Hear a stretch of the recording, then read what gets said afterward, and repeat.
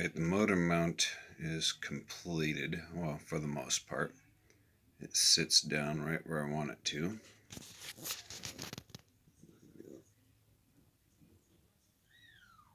I'm fairly happy with it.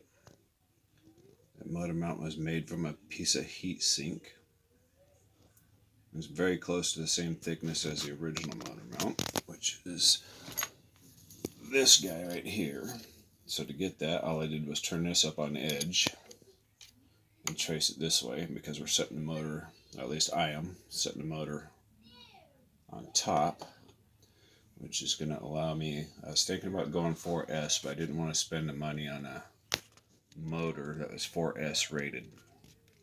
So this one is 3S rated, but I'm not going to put a 3S on one side. Just going to throw the car off balance. So I think I'm just going to run a 2S and a 2S and run them in parallel.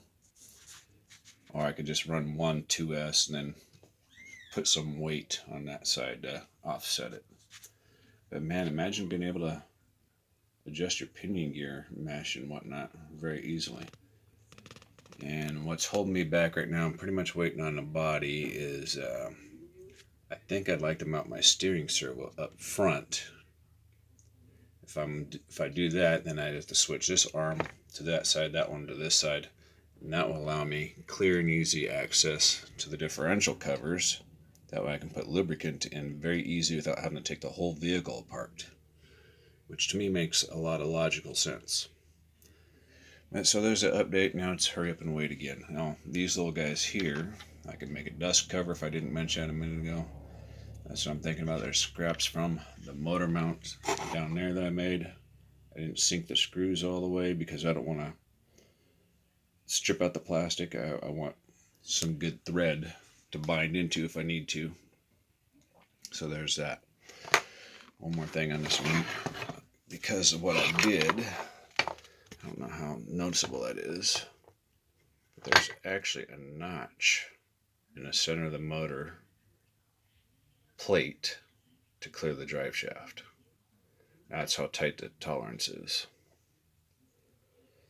So if you're setting that up similar to I did, just take your time, line up the end right here, and then I remove the pinion gear.